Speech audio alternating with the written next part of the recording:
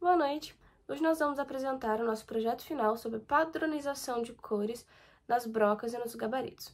Os integrantes do grupo são Bianca Reis, Arthur Bispo, Gabriel Hoffman, Gesiel, Tiago, Lucas e Tainara. O projeto de padronização de cores do gabarito visa a redução de erros e retrabalho, trazendo benefícios para a empresa através das cores em gabaritos e organizadores de broca que são utilizados nas fábricas. Após algumas pesquisas e conversas na empresa, decidimos escolher o setor da longarina para implementar o nosso projeto. Na foto ao lado podemos observar a longarina, que é a peça verde fixada na bancada.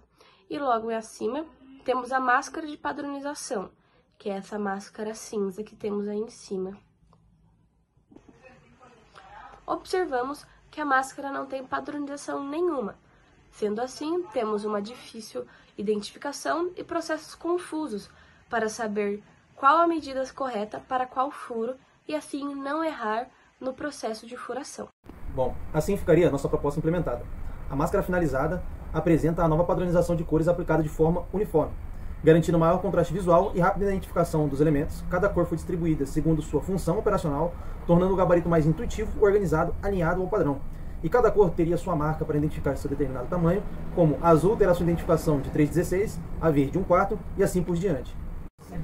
A organização das brocas segue a padronização de cores aplicada na máscara. Cada cor presente na máscara corresponde à cor da caixa onde a broca deve ser armazenada, facilitando a identificação, evitando erros na escolha e no retorno das peças. Esse sistema visual torna o processo mais rápido, padronizado e intuitivo para toda a equipe. Nós analisamos 2 estudos que realizaram testes cognitivos através das cores. O primeiro, com crianças da pré-escola, mostrou que elas encontram mais rápido o desenho certo quando a cor está no próprio símbolo, no desenho em si, e não só no fundo. O segundo, com adultos, mostrou que o vermelho ajuda em tarefas simples de atenção a detalhes, enquanto o azul favorece tarefas mais difíceis e criativas. Essas pesquisas mostram que a cor pode modular nosso tipo de raciocínio de forma positiva e eficiente. O orçamento para a implementação da padronização foi elaborado considerando o uso de adesivos vinil para envelopamento da máscara, que possui dimensão de 296 cm por 30 cm, além das caixas das brocas seguindo as cores definidas no projeto. O cálculo contempla exclusivamente os materiais necessários, adesivos, impressão, o corte de itens básicos de aplicação, já também calculando o valor das caixas. O valor total estimado é de aproximadamente R$ 345,54. Caso a própria empresa opte por realizar a aplicação, não haverá custos adicionais de mão de obra, tornando a solução ainda mais econômica. Trata-se de um investimento de excelente custo-benefício, garantindo melhor organização visual, fácil identificação e maior eficácia operacional. Boa noite a todos. Agora a gente vai falar um pouco mais sobre o monitoramento de ferramentas. Opções de arquitetura. A nossa ideia inicial era utilizar a tecnologia do RFID como uma tecnologia principal em nosso projeto. Porém, a gente teve algumas dificuldades, principalmente na implementação e o elevado custo. A solução é utilizar a tecnologia de sensores, em especial o sensor infravermelho, que ele consegue identificar também a presença de uma ferramenta através do sensor infravermelho, que emite um sinal e recebe, e assim possibilitando uma eficiência e um menor custo de implementação. A sugestão dessa nova arquitetura foi através de um técnico de eletrônica do INPE, que ele indicou o sensor infravermelho, no qual ele identifica e ele detecta se existe algum objeto na sua frente. Ele é muito utilizado em projetos de detecção de objetos, ou seja, movimentações, medições à distância, e ele também funciona à base da reflexão da luz infravermelha. Se há reflexão, o sensor detecta um obstáculo, se não há, ele emite outro sinal. Agora a gente vai comparar as duas tecnologias, entre vantagens e desvantagens. No caso do RFID, a gente tem que a identificação individual, é uma das plenas vantagens dela. Ele consegue identificar exatamente qual ferramenta, ou seja, ela carrega um número exatamente daquela ferramenta. Uma alta confiabilidade, não dependendo de iluminação ou posição exata de alinhamento. E a gente tem a multileitura, que ela consegue ler vários itens através de apenas um sensor. Porém, entre as desvantagens, a gente tem maior custo para a implementação, tanto das tags de leitor e todos os equipamentos necessários. Uma integração muito mais complexa, através de um sistema que consegue identificar, registrar e comparar uma leitura. E a sensibilidade, caso haja alguma interferência no sinal. Já o infravermelho, entre suas vantagens, está o seu custo inicial muito baixo, com sensores baratos e fáceis de instalar. A gente tem uma resposta rápida à detecção de objetos através da reflexão da luz infravermelho. A gente tem uma implementação muito simples, precisando apenas do sensor e do sensor e de uma placa controladora. E uma ótima opção também, principalmente para posições fixas, no caso do nosso carrinho de ferramentas. E já entre as suas desvantagens, a gente não tem uma identificação específica de cada ferramenta. Ele requer um alinhamento físico na gaveta, ou seja, a gente precisaria alocar ele embaixo da ferramenta. E a manutenção é principalmente entre sujeira, ou seja, a limpeza do sensor, mas é algo bem simples também. Bom, nos materiais necessários, eu vou citar 3 materiais base que serão utilizados em todos os casos que eu vou citar adiante, nas 3 ideias que eu vou citar, mas o material base mesmo vai ser um Arduino pequeno, do modelo Uno R3, é um Arduino excelente, bem pequenininho e muito funcional. O segundo material base é um display, que no caso aí na foto do slide são 2 cores, tem um azul e um fundo verde. Não muda muita coisa, a única diferença entre um para o outro é a cor do fundo dele. Ele vai funcionar de tal forma, na qual, se há a presença de alguma ferramenta na gaveta, ele vai aparecer escrito, e caso não há, ele também aparece escrito que não há uma ferramenta na gaveta. E uns LEDs pequenos, é o próximo material. No caso, um LED verde e um vermelho. O verde vai acender se há a presença de ferramenta na gaveta, e o vermelho quando não há a presença de ferramenta na gaveta. Agora, dando início nas ideias, a primeira ideia é usar um sensor infravermelho do modelo refletivo. Como ele funciona?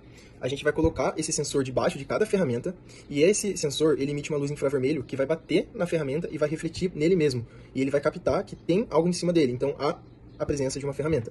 Quando a luz passa reto e não reflete em nada, quer dizer que não há a presença de uma ferramenta. Então ele funciona de tal forma que ele fica embaixo da ferramenta, quando não tem nenhuma ferramenta, a luz não tem para onde refletir. Essa ideia é muito útil e bem viável. A próxima ideia é usando um sensor infravermelho também, só que um sensor infravermelho receptor, e uma luz infravermelho emissora. A luz ela vai ficar no topo de cada gaveta. E essa luz ela vai iluminar a gaveta, né? Ela não ilumina, porque é uma luz infravermelha, mas ela vai emitir a luz infravermelha em cima de todas as ferramentas. E o sensor vai ficar debaixo da ferramenta. Então, a sombra da ferramenta é que vai fazer o sensor funcionar, nesse caso. Se a luz bate direto na ferramenta e não chega no sensor que está debaixo dela, quer dizer que há ferramenta, porque a luz não chega. Quando essa ferramenta não está lá, e a luz que é emitida pelo sensor chega, quer dizer, a luz que é emitida pelo LED infravermelho chega diretamente no receptor, quer dizer que não há ferramenta, porque não há nada, nenhuma sombra tampando nada que tampe o sensor. Ela é um pouquinho complicadinho, mas também é uma forma muito mais útil e viável de se trabalhar. E a última ideia é usar um sensor por pressão. Esse sensor que está no slide é um sensor que aguenta até 5 kg em cima dele. Então, creio eu que não há alguma ferramenta tão pesada acima de 5 kg, mas caso há, não tem problema, porque existem sensores no mesmo modelo que aguentam até 20 kg. Então, o peso não seria um problema. Esse sensor ele também é muito simples. Todas as ideias elas são com Arduino, diretamente com Arduino, né? E vai usar o display e os LEDs, tudo em conjunto. E essa é uma ideia também bem simples, ela não tem segredo. O sensor ficaria debaixo da ferramenta. Se há uma pressão em cima do sensor, quer dizer que tem alguma coisa em cima dele, né? No caso da ferramenta. Caso não há nenhuma pressão, não há nada em cima dele, então não há nenhuma ferramenta. Bom, aqui eu apresento o custo individual de cada componente necessário para a arquitetura por infravermelho. Aqui nós temos itens como Arduino, o display LCD, LEDs, sensores infravermelhos, tanto emissores quanto receptores, o sensor de pressão e o módulo ADCell. Somando os valores unitários, fica em R$ 145,23. Essa análise é importante porque mostra que cada item utilizado tem um custo muito baixo, o que torna essa arquitetura extremamente acessível. Agora passando para o custo das diferentes arquiteturas, lembrando que esse orçamento é para uma gaveta. Nós avaliamos 3 variações possíveis. A primeira opção tem um custo total de R$ 136,36. A segunda, R$ 268,26. A terceira, R$ 327,16. Essas variações dependem da quantidade de gavetas monitoradas e dos sensores utilizados em cada versão. O ponto principal é que todas as alternativas com infravermelho continuam sendo muito mais econômica, permitindo que o projeto seja escalável conforme a necessidade. Por fim, aqui nós temos um comparativo entre sistemas. Com o infravermelho, o custo fica em torno de R$ 3.300, enquanto com a versão RFID chega a R$ 15.000. Isso dá uma diferença de mais de 12.000, ou quase 80% de economia. Então o infravermelho acaba sendo a melhor escolha porque entrega o que precisamos, mas com um custo mais baixo, deixando o projeto bem mais viável. Boa noite. Bom, apesar de todas as dificuldades que encontramos para entrar em contato com essas empresas fornecedoras de RFID, nós encontramos uma empresa localizada em Limeira, a Via Onda. Essa empresa é uma empresa relativamente nova, é uma empresa que vem estendendo a sua cartela de clientes, mas que já tem aí se destacado no ramo de tecnologia e tem se estendendo, trazendo novidades de fora do Brasil e num preço mais em conta. Essa empresa foi uma das poucas empresas que nos deu um feedback e também teve um atendimento mais humanizado. Ela tem também a sua avaliação do positiva e não tem nenhum registro dessa empresa no Reclame Aqui, que nós também levamos em consideração para seguir com o orçamento com essa empresa. A Via Onda nos disponibilizou o orçamento de etiquetas RFID e esse orçamento ele tem a variação de volume de compras, ou seja, ele tem os valores de varejo e valores de atacado. A partir desse orçamento que eles nos disponibilizaram, eu fiz uma planilha e como está aqui abaixo.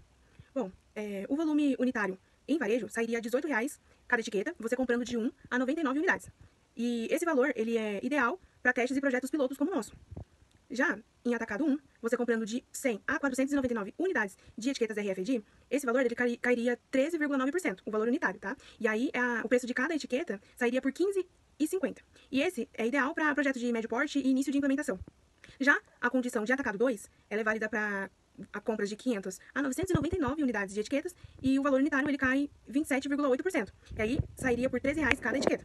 Esse volume é um volume ideal para cobrir o setor com a frota inicial e aí já seria a frota iniciada, né? E a condição de atacado 3 é para 1.000 unidades ou mais, e o valor unitário ele cairia 36,1%, e aí sairia por R$ 11,50 cada etiqueta. Esse seria o melhor custo-benefício para a implementação e a larga escala de pedidos. Bom, já os leitores e a antena, eles permanecem os mesmos porque eles são compatíveis com a etiqueta. E essa empresa não fornece porque nós não temos a demanda necessária. Esse valor é um valor de alto custo e a unidade não seria viável para a empresa nos fornecer o valor unitário. Porém, nós fizemos uma pesquisa baseada nos sites e mercados internacionais e chegamos aos seguintes valores, né? O leitor portátil, R$ 6.799, o leitor fixo, R$ 4.500 e a antena RFID, R$ 2.499. Nós fizemos um questionamento para a empresa sobre o seu lead time. E ela nos forneceu que o lead time da empresa também depende do volume da sua compra.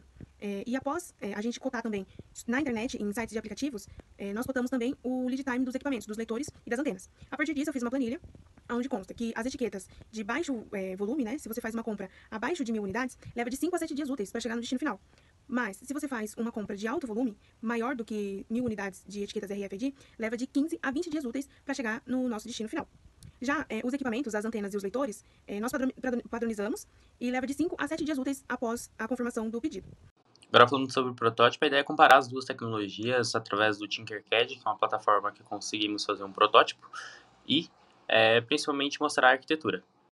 Agora mostrando as duas arquiteturas através do protótipo, a gente consegue observar que o sensor RFID, o protótipo RFID, ele consiste um pouco mais complexo que o sistema do infravermelho.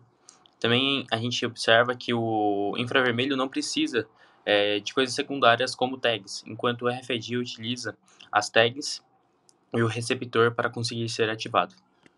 Muito obrigado por ter assistido à apresentação e gostaríamos do feedback de vocês.